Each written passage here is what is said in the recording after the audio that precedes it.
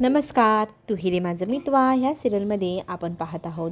इथे ईश्वरी खूप सांगण्याचा प्रयत्न करते की आपण अर्णव आपला संसार कसा करायचा, प्रपंच कसा वाढवायचा. पण अर्णवला ह्या सगळ्या गोष्टींचा उलगडाच होत नाही आणि ह्या गोष्टीचा संताप येऊन ती नम्रताला सांगत असते की हे सर फारच विचित्र आहे. मी त्यांना किती प्रयत्न करते सांगण्याचा, पण त्यांना कळतच नाही. मग नम्रता तिला म्हणते, अगं ते काय मनकवडे आहे का मनातली गोष्ट ओळखायला? तू स्पष्टपणे सांग ना. तर ती म्हणते, माझी ते हिंमतच होत नाही आत्ता तरी सांगण्याची. इथे अर्णवच्या लक्षात येतं की ईश्वरी राग भरलेला आहे. तो मुद्दा म्हणतो, मी ऑफिसला निघालो, डब्बा नको आहे मला. तर लगेचच ईश्वरी म्हणते, डब्बा काय तुमच्या एकट्यासाठीच नाही आहे, तुम्ही एकटेच कष्ट नाही करत ऑफिसमध्ये, बाकीचीही मंडळी आहे, त्यांच्यासाठी मी डब्बा बनवला आहे. लगेचच आकाशकडे डब्बा देऊन येते आणि म्हणते की हा डब्बा वेळेत खा हां, असं म्हणत त्याच्याकडे रागारागाने पाहते आणि अर्णव ऑफिसला निघून जातो.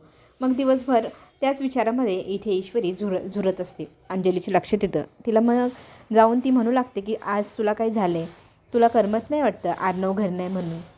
तर ती म्हणते, तसं काही नाही ताई. आणि लगेचच इथे अर्णव आता विचार करत आहे की आज मनातली गोष्ट मी ईश्वरीला सांगूनच राहील. ते सांगितल्याशिवाय ईश्वरीलाही चैन पटणार नाही आणि मलाही नाही. तो प्रॅक्टिस करत आहे ईश्वरीला आय लव्ह यू म्हणण्याची.